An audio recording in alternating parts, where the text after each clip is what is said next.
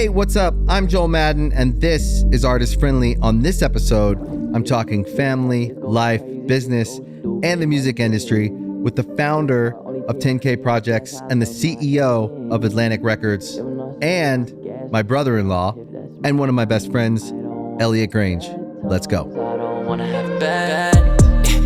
Well, I'm honored to be on it. You're Dude, my brother. I love that you're here. My brother-in-law. Where should we start? I'm in your court. So I was standing in the shower today. You were thinking about me? I was thinking, okay, I'm excited. I always wanted you to come on the show, but I didn't know when that would be because there's no we're easy. There's no pressure. If you ask me to come somewhere, it's an invitation of like, I'd love for you to be there.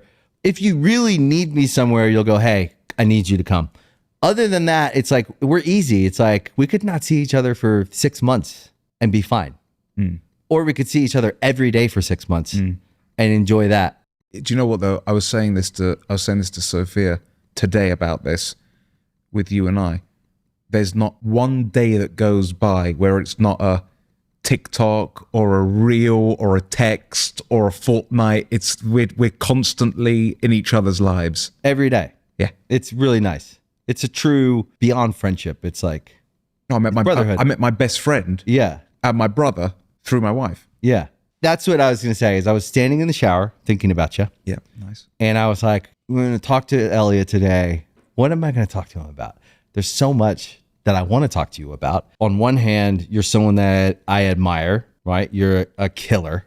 You're fucking great at what you do. You're ambitious. You're hardworking. You're smart. And you're someone in the music business, which is the business I love, that has built a very dynamic and impressive career. So there's that aspect of you that I fucking love. But then there's my brother-in-law, and we met through my little sister, who is, on the list of people that I love. It's like Sophia, my kids, Nicole. It's this group of people that are my heart and soul. And I met Sophia at a time when, she's 7 or 8 years old, and I have always felt responsible for her. And so I've always had this like very special view of her because I feel responsible for her. And I've got to watch her grow up into this amazing woman who's fucking fierce. Yeah. She's super dynamic, very strong, and impossible not to love. Yeah. If you know Sophia, you love her. Anyone listening, we're talking about Sophia Richie, obviously a big star in her own right, but to us, she's my little sister. She's your wife. The real special about Sophia is the person you know. She's funny. She's smart. She's quick. She's very strong, fiercely loyal to who she loves and calls for that as well. She's a strong, in my opinion, like a strong, fierce little woman. And Nicole's the same way. I see it. They're tough. Tough. They're strong. They're strong women. Smart, strong, very specific. They know what they like. Maybe integrity is the word. You can't sway Sophia with things that might sway most people. She's very to herself. She's more impressed by the quality of a person. Anyways, you guys get together, and that's how we met. That's how our love affair began. Well, actually, do you know what? So I was very, her and I, we'd been dating for A long time. We'd been dating for almost like, I think about 8 or 9 months. And with you and with Nicole, I sort of, as a kid growing up in Great Britain, we grew up on Good Charlotte. There was the show. There was Nicole and Paris' show. I didn't watch too much of that, but obviously everyone. But you knew it. Yeah, I knew. Same. I didn't watch much of it, but I knew it. Pretty good show. You and Benj, and Good Charlotte. That was my childhood. That sound, that moment in time. And so I remember meeting you for the first time. I remember we drove up to your home. And I don't get nervous when I meet people for the first time. I don't really get that starstruck. I was pretty nervous about meeting you. And Sophia was like, look, he's very protective of me. I've got this great bond with him. And, you're going to love Nicole. Nicole's going to love you. Joel's tricky. So just, don't, if you guys don't connect immediately, just It's okay. You've got nothing to worry about. And so she sort of, I was kind of nervous. I was intimidated She going did a into good your job home. prepping you, though. She prepped me. And do you know what happened? I'll never forget. You opened the door and it was like, I don't know how you feel. For me, it was almost as though we had been friends all of our lives. That's genuinely how I felt. Yeah. Because you look like this intimidating guy, right? You're this like tough. I'm being serious. You're this tough. You're very handsome, by the way, but you're this tough Ruggedly guy, handsome. rugged. You've got the beard. You've got these incredible tattoos, Yeah. and it's sort of like, you know, I wouldn't mess with you if I saw you. I wouldn't mess with you. And so you give off this intimidating aura, but at the same time, you have this very soulful aura, and you have this aura of I see you. And we got on immediately. It was a very, very. It was quite a bizarre experience. It for was me. bizarre, but it's how all my great friendships have started. When I think about all my great friendships over my life, all my best friends, Chemistry, isn't it? it's You can't fake chemistry. and it's honesty. Yeah. If you don't have your guard up, I don't have my guard up. Yeah. Like we're dogs. You know what I mean? Like you and me are dogs. I'll meet you where you're at. If you have your guard up, I have my guard up. Yeah. If you have a gun in your pocket, I have a gun in my pocket. You know what I mean? Like That's exactly what it was. and I think We were just open. we were open because we love this woman. Yep. And we both had the best intentions for her, me as a brother going like, I just want her to be with someone who sees her, who loves her, who knows what she's actually worth and values the right thing. Right. And I think that I saw it a mile away with you right when you walked up. Cause I was like, okay, what I would do with any guy was I'd say, let's go for a drive. And To let's Pinkberry. and we ended up going to Pinkberry. So I said, you want to go for a drive? And you said, sure. And I was like, wow, there was no hesitation there. I like his confidence. But immediately there was no guard up. So we got in the car and we just started fucking talking. And we get to Pinkberry, we get all this frozen yogurt, and then we eat it all on the way back. And we take the long way. And like we end up, by the time we get home, we're best friends. Yeah. And that was it. And then from that point on, I actually was just like, God, I hope she marries this guy. You know what I mean? Because also, Sophia is not one to be told what you want her to do. No, absolutely So not. I was very careful because once I met you, I was like, oh my God. Leading up to meeting you, Nicole was like, at about 4 months in or 5 months in, Nicole's like, you need to meet Elliot. And I was like, let's see if this is real. And then finally it was like, 8 months or something. And she's like, Joel, this is getting ridiculous. You have to meet Elliot. And I was like, okay.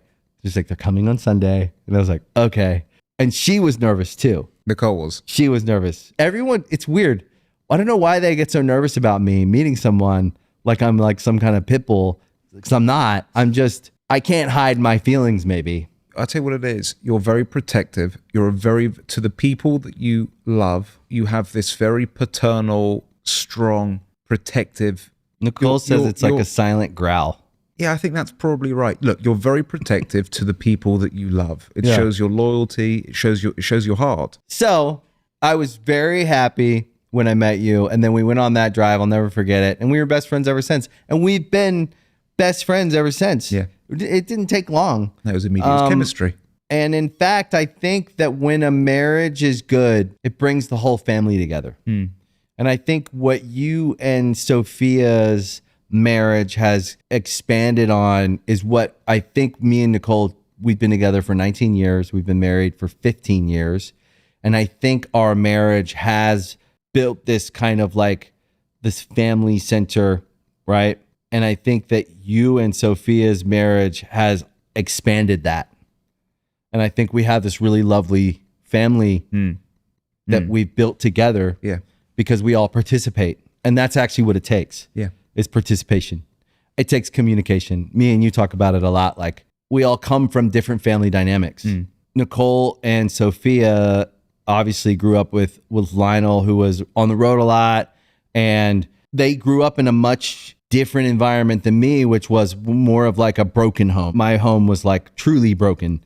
And then you have this other family dynamic, which I love, which we can get into with, your dad and your mom and your family. But I think all those different family dynamics meet in the middle with this like group of young people, me and Nicole, you and Sophia, a generation below us, that want to have a nuclear family that like participates. We love our kids. We actually just want our kids to have these like nice lives with memories, family, holidays. And it feels like that. You know, when we came to your guys' house for Christmas and your dad's dressed up like Santa Claus. Yes, he was. Which is insane to think about, right? But that's the only dynamic you want for your kid. 100%. Is granddad dressed up like Santa Claus. He would dress up as Santa. We called him Father Christmas in the UK. Yeah. When I was very, very young. Very good. He was a great Santa. Yeah. And, you know, it's about traditions. You want to continue those traditions. You know, It's all about the picture. Yeah. You see the picture every year. But for Eloise, it was like the perfect time to tell him to get the Santa Claus costume out again. Back in action. He was a great Santa Claus. CG was a great Mama Claus as well. They were great. She had a few too many drinks at one point, and so she forgot to take her, what was it, Mama Claus, right? Yeah. Costume off. And she's just passed out on the couch in the red and the white. It's pretty amazing. It's very sweet, and it says everything about, you know, your family and what now we all get to share, which is these family dynamics that I think are really, for me, very healing and very sweet. And it's all I could have ever hoped for. And between Benj and Cameron, me and Nicole, you and Sophia, I think we have this really like super sweet, loving core group of people that all are there for each other when they need it. But also it's a really interesting, super dynamic like family tree when you think about it, which is where this started, was family tree. I don't know, when I step back and look at it and try to observe it as like not inside of it, I think it's really special and interesting. So of course people are going to be interested in it, but I think we're all so different as well. Your background, Sophia, Nicole's background, my background, I think it shows you that you can come from any walk of life, any background, broken, non-broken. And if you respect someone, if you connect with someone, there's chemistry. Yep. It just doesn't matter. Yeah, you can. Love is love. 100%. With you and Benj, you know, we talk about it all the time. You guys, you know, you're sort of like the brothers that, you know, I've got two sisters. I'm a middle child, so I've got a younger sister and an older sister who I'm very close with. I love them. And I had quite a complicated childhood. My upbringing was quite odd.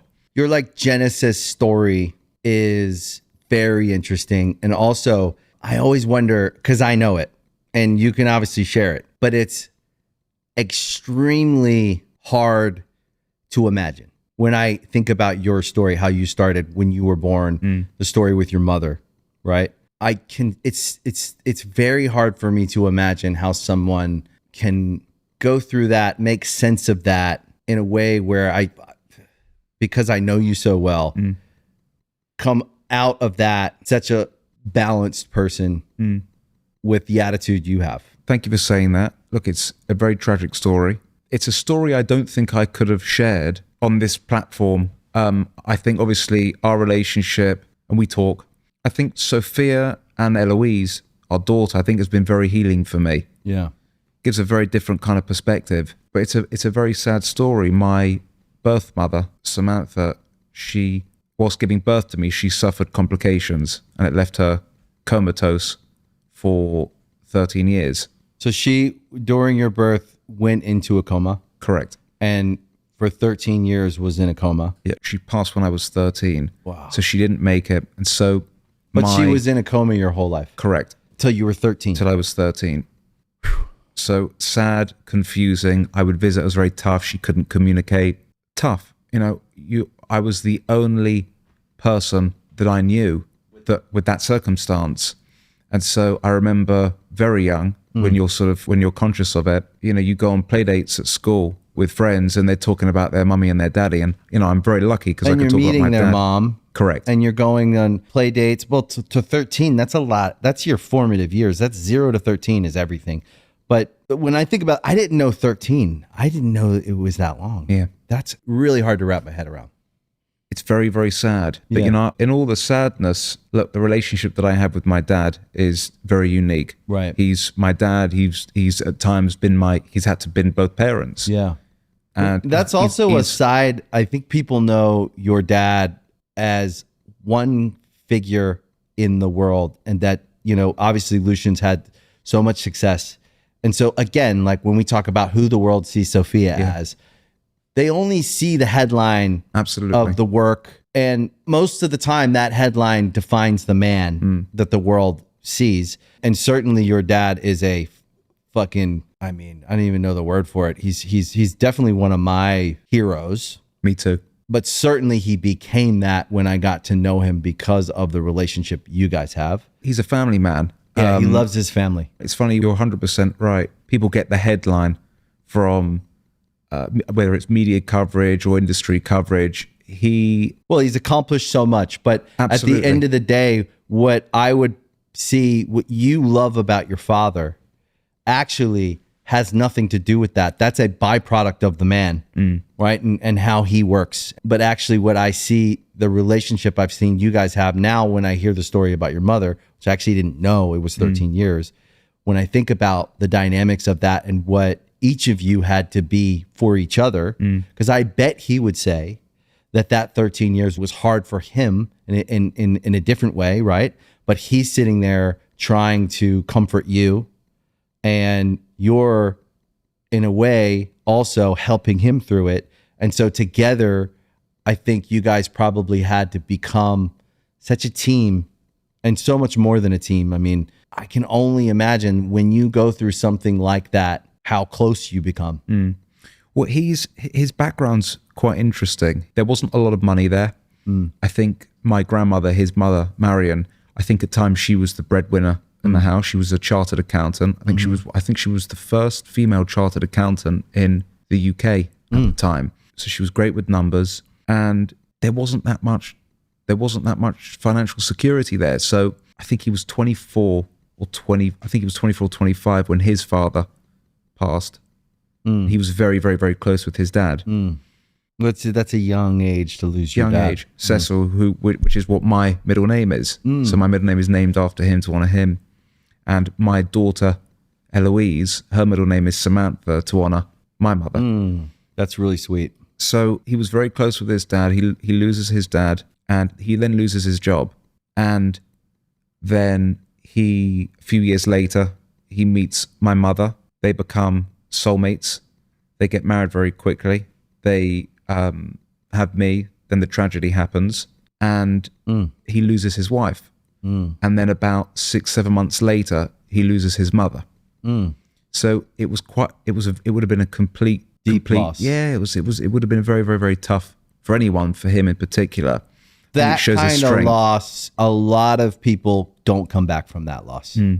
It devastates them. He's a tough guy. He's a resilient guy. He's one of the toughest guys I've ever met. It's funny. I respect tough, strong people. He's one of the toughest. Sophia's one of the toughest. And Bond it's unbreakable. It's completely unbreakable. There wasn't that much money when I was born. My aunt became this sort of this mother figure in my life for the first 4 years. She still is. And her sons, who are my cousins, Mitchell and Nikki, they were my brothers. Right, you're very close to them. Older. I know. Yeah. I've met them. Yeah, they're in their 40s. They've got kids. They're the best. We speak a lot. And it was my aunt became a maternal figure to me. My cousins sort of became who were in their teens at the time when I was born. They became my siblings. And then when I was 4, my dad met Caroline, who is my stepmother, who is basically my mother. Yeah. So we were alone from 0 to 4. And then 4 to now, I've had CG, who is currently in the process of adopting me as a 31-year-old. Well, that's really sweet, though. Yeah, she's also my best friend. She's amazing.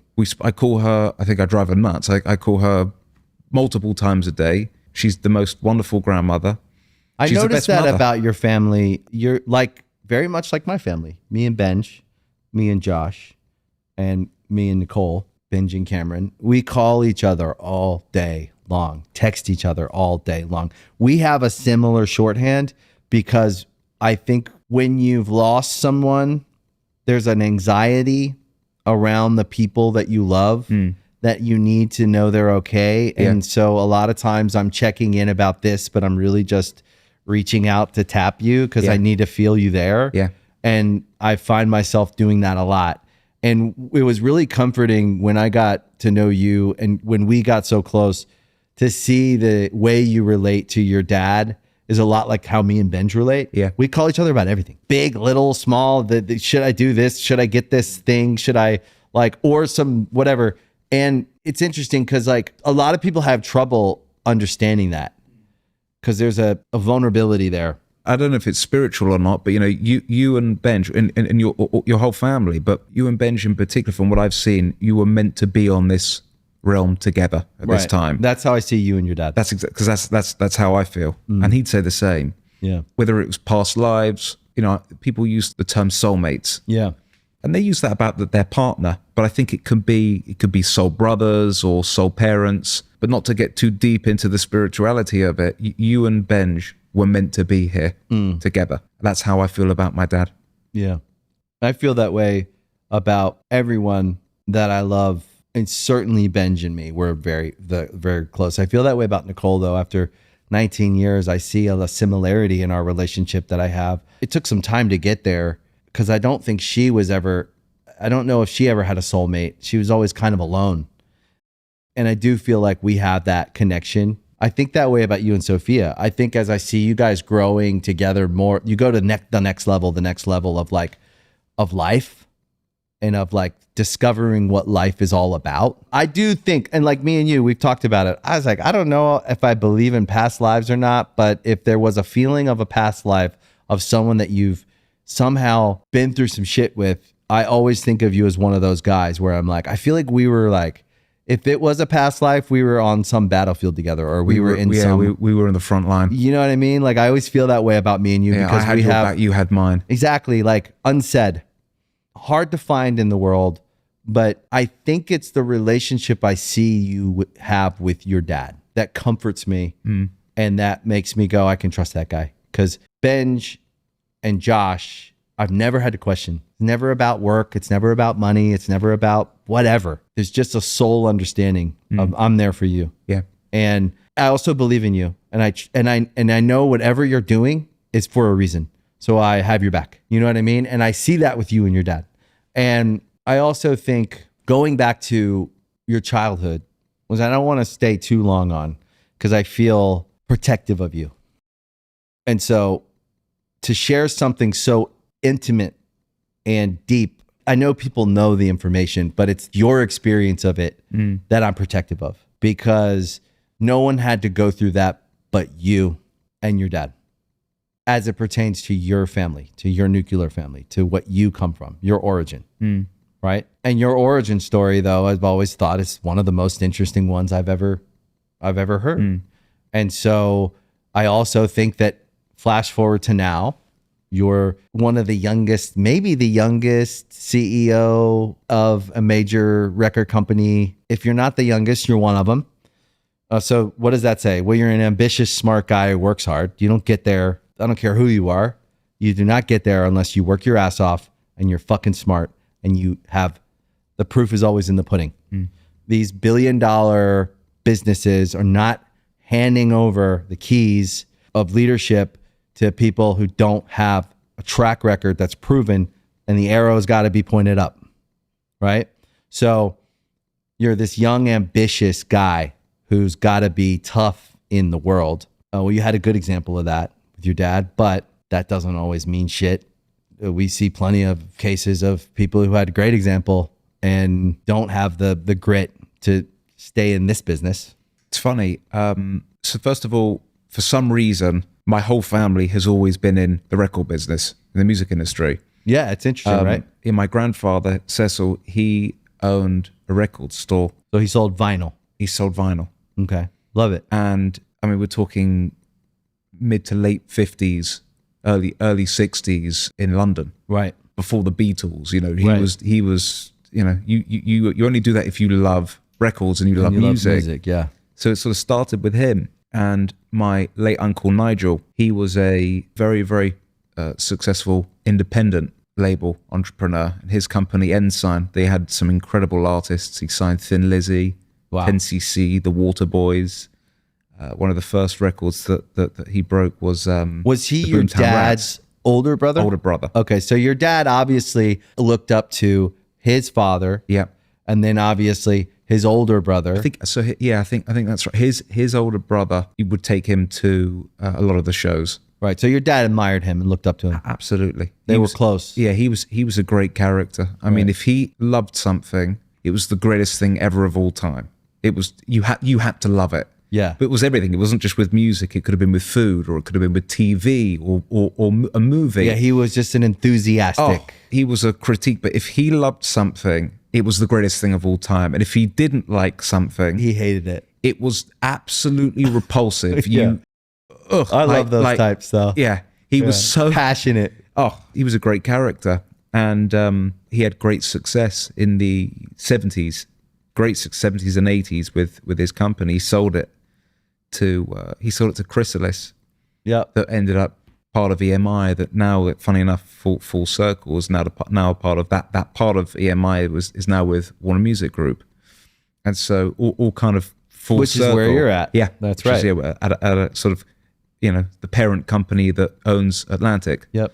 I've been very lucky that I've had, since I was born, these, Models. my Yeah. uncle, my father, of course, my cousins, they were in the music industry. My cousin Nicky, when he was 16, 17, he discovered Amy Winehouse at the Brit School. Mm-hmm. He managed her for many years. So you I've grew up with all this music business and music industry and music happening all around you all the time, and you're just watching it all. So, look, it's a funny thing. When I was very young, I remember going into the office to see my dad. He's a single father. There's not that much disposable income. And what was he doing at the time? He's A&R? He was an A&R. Okay. He was an A&R This at is a company a very called tough Polydor. job, actually. Very Like tough finding job. your way as an A&R is so hard because you're playing kind of in a company where you need to deliver results. And you're also trying to find real music and talent. Well, he was juggling as well. He was a single father, so he was juggling being, essentially he'd lost his wife, he'd lost his mother, and he was juggling being a single father and Where do also you- trying to put food on the table. Where would you say in that time he was getting his like emotional support from his dad and his brother, you think? So his father had passed about 10 years prior. Oh, that's right. You said when he was 24. Yeah. So Damn. he's very close with his, so he's got, So at and the then time he lost had- his mother. He lost his mother, so he's got 3 siblings. One, my late uncle who passed. He's got 1 older sister and 1 younger brother, and they're very, very, very close. They're incredibly close. They both live in the UK, so I think that was a big part of his support system. Can you imagine that? Like, so think about it. 24, you lose your dad. It would have been inside of maybe 10 years Yeah, that he met your mom. They have you. She goes into a coma. He loses his mother. All inside of 10 years. Now, it's a blip. It's very quick. it goes fast. Yeah. Inside of a decade would absolutely crush people. In fact, I don't know if I like to think I have the stuff to get through anything, but I don't know. I lost my father in 2019. We had been in each other's life for 10 years and I was devastated. I think there was a lot of hope wrapped up in the relationship that I'd always wanted. I'm a guy's guy. I've always wanted a father. Like I love that relationship. I love that like camaraderie, what I get to have with Sparrow, with my son. Like a lot of what I model is what I see with you and your dad. I see the closeness and I see the But you guys have always been close. You and Sparrow, and Kate, you've been since the day I met you. But to been think a great father.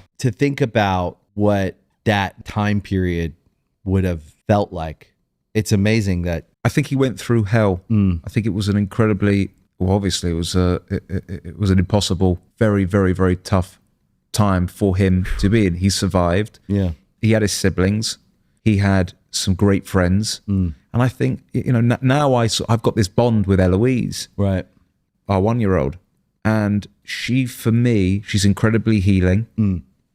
I think I get between her and Sophia, I think it's been very healing. I get some of the relationship with them, some of the love that I wasn't able to get from my mother. Right. And so knowing that exists, that bond, that healing bond exists, I think my dad would have probably had that from me as a baby. Right.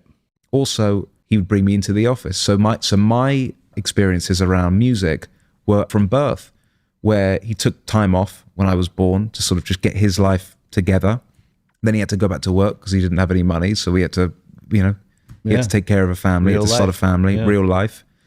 And on some of the days where my aunt couldn't take me, or we weren't able to have a babysitter, I would go and sit with him in the office. So I'd listen to mixes. He was an A&R guy. I'd listen to mixes all day. And you'd hear conversations and you were just clocking everything. Yep, that was my upbringing. So that's what I actually think. First of all, you guys are just fucking a couple of G's, right? You had to stick together. Yeah. That's what I love about family. What I hoped for was people that we could just stick together, right? Because life is full of pain, loss, suffering for everyone, for all of us. At some point, I don't care who's listening. Some people listening are going, yeah, I just lost someone. All they've known is loss. There are people who are listening who haven't known loss yet. They will. It's the truth of life. To know that we have people that we get through it with is the only comfort, because there's no other comfort sometimes with loss. Shit happens and tragedy can happen. If you're lucky enough to have people that you are bonded with, they help you through very, very tough times. There's always light in the tunnel, and obviously you can't see it. Pain and heartbreak, it's a journey. Mourning is a journey. Loss is a journey. It doesn't just happen and you're okay the next day. There's a process, and if you can find people, family or friends that are with you from that during the darkest days, you will get through it. And I think that's one of the lessons. But to go back to the story, so I would go to the office with him.